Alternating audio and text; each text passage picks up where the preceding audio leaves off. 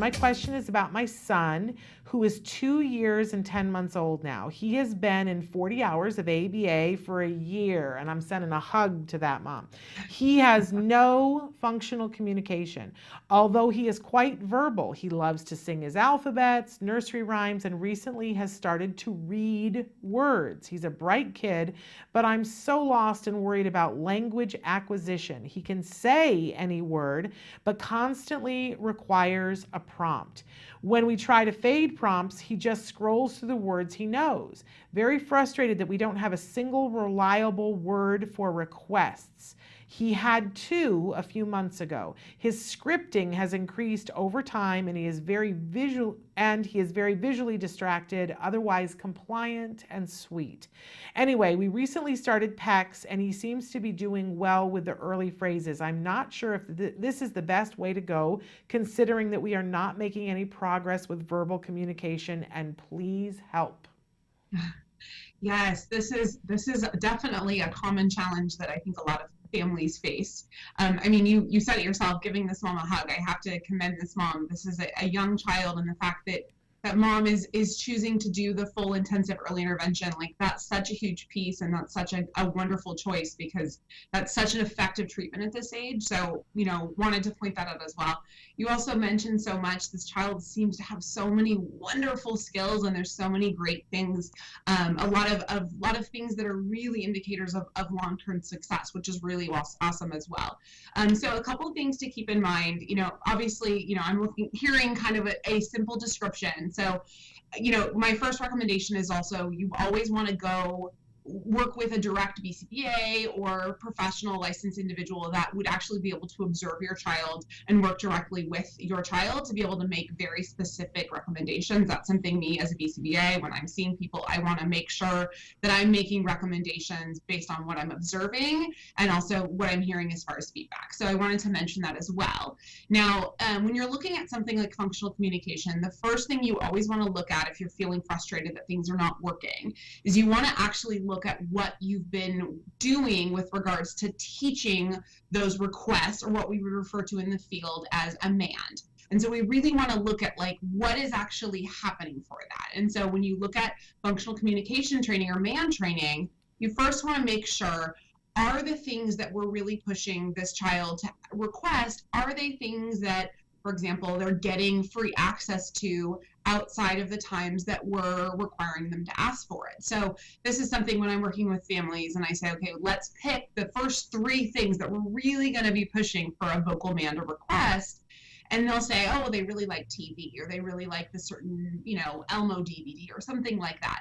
And what I want to make sure they understand is this something that you are willing to withhold unless the child asks for it? And so you need to pick something that, is really motivating, but is also something that you're confident that, grandma or dad or someone else is not going to be giving to the child for free, if you will, outside of the times that we're really pushing the child to ask for that. Because kids are smart. They figure out that, okay, I know that dad doesn't make me ask for that, so I'm just going to wait mom out, because I know that when dad comes home later, he'll be able, he'll give that to me for free and I won't have to ask for it. So that's a big part of what we're looking at when we're looking at functional communication is it done where they don't get free access to this outside of it, and therefore they're really motivated for it? And also, have you done a preference assessment? Are these things that the child truly wants, or are we just assuming that the child wants those things? So that's something you really want to look at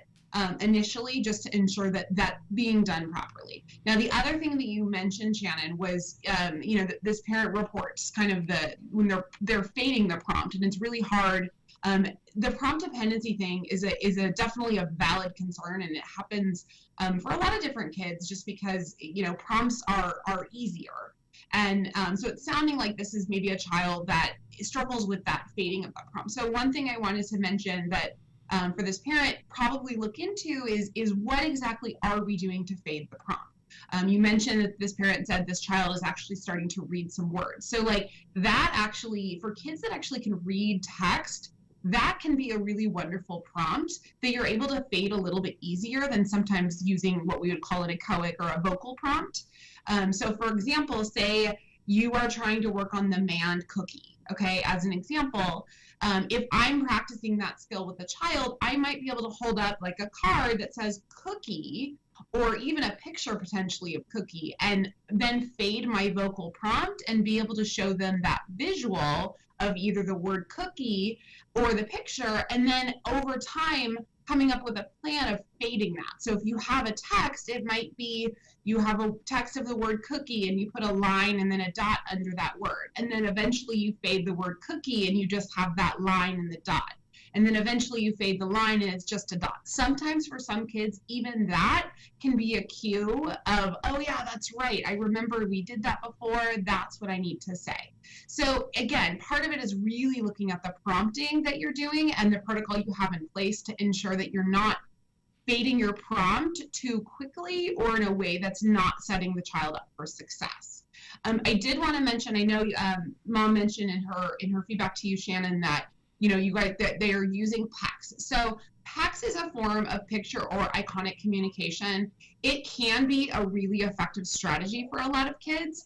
The key with that is again, making sure that we're really following through with what's there. I know the concern that Mom mentioned was, is this in the best interest of my child? Is this going to help them establish, communication skills? And, the research that supports picture communication or iconic communication does indicate that it actually does help facilitate the acquisition of vocal speech. There's a lot that can be done when you're using any sort of picture communication or iconic communication, especially in some of those early phases where the person who the child gives the icon or picture to will do that expressive follow-up cookie, so that they're hearing this language and seeing that like this is what we do to communicate with each other. So it's really valuable as kind of a solution, especially he's almost 3 years old. We want to make sure that he has a method of functional communication